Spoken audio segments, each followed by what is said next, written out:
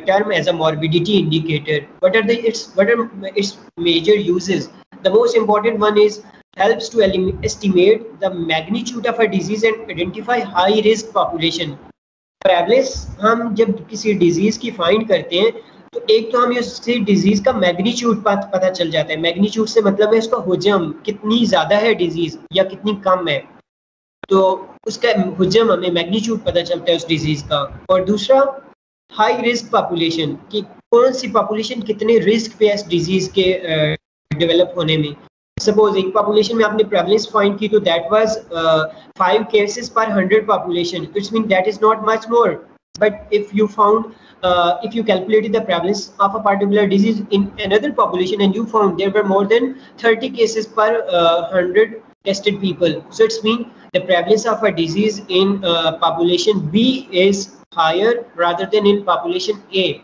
तो B population में ज़्यादा थी आपके पास prevalence, so it suggests us the B population is at higher risk of developing a particular disease because the prevalence is 30 cases per 100 population or 100 subject, 100 people subject, yes subject, sorry. अच्छा जी, further useful for administrative and planning purposes. तो prevalence का सबसे बड़ा फायदा ये है कि prevalence is actually used for planning purposes और administrative purposes.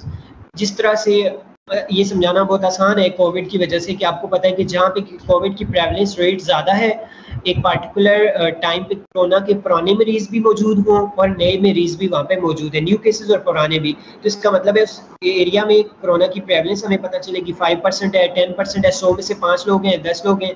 तो जहाँ पे 10 से ज़्यादा रेशियो होगा, द रेशियो होगी, तो गवर्नमेंट क्या करेगी, वहाँ पे लॉकडाउन इम्पोज कर देगी, सही। So this is means the advantage of prevalence calculation, where administrative and planning authorities can launch certain restrictions or they can devise certain preventive strategies to protect their people. अच्छा जी, further example है prevalence of tuberculosis in India is about 230 people per 100,000 population. This was calculated by a national kind of research which was led by Indian authorities. So in Pakistan, there are some statistics available for prevalence of tuberculosis and cancer and other infectious diseases as well. But still, we need to work to standardize those statistics, right? We can assess the district-wise prevalence of a particular disease, and then it would be compiled to devise a national kind of outcomes, कि अगर आप हर district level पे prevalence एक disease की find कर लें तो फिर नेशनल लेवल पे उस डिजीज की प्रेवलेंस बताने में बहुत आसानी होगी, कि टोटल उसका नेट ले लिया जाएगा, कैलकुलेट कर दी जाएगी। सॉरी, अच्छा जी, नेक्स्ट है results of screening for diabetes. Sorry, अच्छा, ये हम लोगों के पास कुछ स्टैटिस्टिक है, एक ग्राफ शो किया गया है जो कि एक रिपोर्ट है। अच्छा जी, रिजल्ट्स स्क्रीनिंग फॉर डायबिटीज में आप देखें तो 1000 वुमेन थी, एक उनको स्क्रीन किया गया फ्रॉम 1 जनवरी, ठीक है। 1 जनवरी से उनको 1000 वुमेन को डायबिटीज के लिए स्क्रीन किया गया, तो 40 केसेस डायबिटीज के थे। सॉरी जी, अच्छा, 40 केसेस डायबिटीज के थे, 960 वर फ्री फ्रॉम डायबिटीज 1 जनवरी 2012 पे। अच्छा जी, अब 40 केसेस में से क्या हुआ फर्दर, 5 केसेस डायबिटीज के उनकी डेथ हो गई, 5 केसेस माइग्रेट हो गए और 5 रिकवर हो गए, और ये 25 जो केसेस थे प्रेवलेंट केसेस ऑन 31 दिसंबर। तो टोटल 40 डायबिटीज के केसेस में 31 दिसंबर पे जाके 31 दिसंबर पे जाके 25 केसेस रह गए। अब जो फ्री ऑफ डिजीज थे उनमें से क्या हुआ कि 940 फ्री ऑफ डिजीज है, और 960 में से फिर 20 केसेस जो थे वो उनमें डिजीज मौजूद थी। अब हमने क्या किया, किस तरह से हम इसकी प्रेवलेंस फाइंड करेंगे, एक साल की प्रेवलेंस फाइंड कर रहे हैं हम, तो हम क्या करेंगे, ये 25 केसेस और ये 20 केसेस, तो ये टोटल केसेस जो डायबिटीज के आगे एक साल में वो कितने आ गए, 25 और 20, तो 45 केसेस हमारे पास डायबिटीज के आगे एक साल में 1000 पॉपुलेशन में। तो this is the way to calculate period prevalence, ठीक है। तो ये पीरियड प्रेवलेंस, क्योंकि जनवरी 1 से लेकर 31 दिसंबर तक हमने एक साल के ड्यूरेशन में डायबिटीज की प्रेवलेंस देखी। So the prevalence of diabetes was 45 cases per 1000 women suspected for diabetes. इस पॉइंट की समझ आ गई है? Let me confirm from Laiba Imran कि इस ग्राफ की समझ आई है? जी लाइबा, आप बताएं, हमें ये समझ आया पॉइंट आपको? Yes sir. कि हम लोगों ने 1000 लोगों वुमेन की पॉपुलेशन की जो कि सस्पेक्टेड थी डायबिटीज के लिए, और फिर उनमें से हमने देखा कि 40 केसेस तो कंफर्म थे डायबिटीज के और 60 थे उनको कोई डिजीज नहीं थी। लेकिन 1 साल के ड्यूरेशन के फॉलो अप पे हमने जब देखा तो 916 में से 20 केसेस स्टिल डायबिटीज के पॉजिटिव थे, और जो 40 डायबिटीज के कंफर्म केसेस थे 1 जनवरी पे, वो जाके उनमें से 31 दिसंबर पे सिर्फ 25 केसेस रह गए।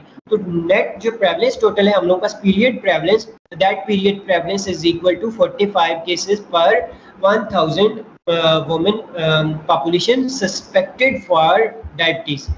अच्छा जी, further notification rate is calculated from the reporting on public authorities of certain diseases, yellow fever है, poliomyelitis है, और they provide information regarding geographic clustering of infections, quality of reporting system etc. तो हमें इनका फायदा क्या होता है प्रेवलेंस कैलकुलेट करने का? फायदा ये होता है कि फिर नोटिफिकेशन रेट से कैलकुलेटेड कि एक डिजीज का एक पार्टिकुलर एरिया में कितना रेट चल रहा है, उसकी कितनी प्रेवलेंस चल रही है, जैसे कोरोना के टाइम में अभी गवर्नमेंट अथॉरिटीज इस तरह से कर रही है, तो ये समझना आपके लिए कोई प्रॉब्लम नहीं है। फिर उसके अलावा attendance rate at OPDs and at health centres, तो ये जानना बड़ा ज़रूरी है कि अटेंडेंस रेट्स में और पॉजिटिविटी रेट्स में फ़र्क होता है। हमने ये देखना है कि कितने केसेस हॉस्पिटल्स में आ रहे हैं जो कि चाहे वो पॉजिटिव है या नेगेटिव है, ओपीडीज पे बर्डन कितना है किसी भी पार्टिकुलर एपिडेमोलॉजिकल कंसर्न का या एपिडेमोलॉजिकल डिजीज का, तो उसका बर्डन देखना होता है हमने कि टोटल कितने केसेस आ रहे हैं जो कि एक डिजीज से सफ़र कर रहे हैं, चाहे वो पॉजिटिव है उस डिजीज से या नेगेटिव है। और फिर एडमिशंस, कितने लोगों की आपने एंट्रीज की, रजिस्ट्रेशन की, जिस तरह एनसीओसी क्या करता है रोजाना कोरोना के पेशेंट्स की रजिस्ट्रेशन करता है और उसमें पता चलता है कि जी इतने केसेस नेगेटिव थे और इतने पॉजिटिव थे। तो it's mean prevalence of a disease also helps us in registration of the patient। फिर रीएडमिशन, कितने लोगों का रीएडमिशन हुआ, कितने लोगों का डिस्चार्ज रेट्स क्या है। सो assessment of morbidity indicators also helps us to find admission rates, readmission rates and discharge rates at health centers as well. Further, duration of stay in a hospital is also assessed by knowing about morbidity indicators and specifically by calculating incidence rates as well as the prevalence rates of a particular disease. Further spells of sickness or absence from work or school reflects economical loss to the community. So morbidity indicators also let us know about the sickness rates कितने है disease के और उस disease का economic loss कितना हो रहा है। जाहिर बात है एपिडेमिक की वजह से जब फाइनेंशियल एक्टिविटीज़ जो हैं या जो मार्केटिंग एक्टिविटीज़ हैं या जो मार्केटिंग हावर्स हैं जब वो चेंज किए जाएंगे तो इससे जो मार्केटिंग ग्रोथ है या जो नेट प्रोडक्टिविटी है जीडीपी जिसे कहते हैं उस पर भी फर्क पड़ता है, वो भी कम हो सकता है, जो इकोनॉमिक लॉस है वो भी हो सकता है। तो it's mean assessment of prevalence of a disease helps us to track, to monitor, to analyze or to assess the economic loss of a particular population, country or territory or geography as well। कि prevalence find करेंगे तो हमें पता चल जाएगा कि उस area का कितना इकोनॉमिक लॉस हो रहा है, ठीक है। So prevalence is another tool used to assess the economic loss of a particular territory। So the next topic which we are going to study is about disability rates। So right up to now we discussed morbidity indicators। So morbidity indicators were characterized into two major terms, the incidence of a particular disease and then the prevalence rates। So the prevalence incidence can be assessed at different levels, similarly prevalence can also be assessed at different levels। So this was all about morbidity indicators। Now we are going to discuss the disability rates, means what are the disability rates, how disability rates will impact a particular population। So we will discuss disability rates। Disability rates are of two categories, the one includes event type indicators and the second include person type indicators। First we will discuss event type indicators, number of days of restricted activity, bad disability days, work lost days within a specified period of time.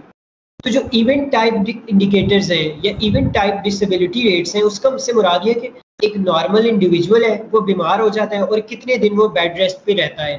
तो this is also a event type disability rate.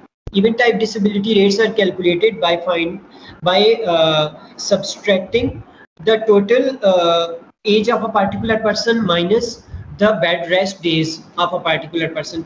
एक इंसान की पूरी कितनी उसकी as है और उस एज में से कितने दिन बेड रेस्ट पे रहा है वो माइनस कर देंगे बेड रेस्ट पे जो दिन थे, तो आपके पास इवेंट टाइप डिसेबिलिटी रेट्स आ जाएंगे. मिसाल के तौर पे एक इंडिविजुअल है जिसको कोरोना हो गया है और वो 2 हफ्तों के लिए बेड रेस्ट पे था.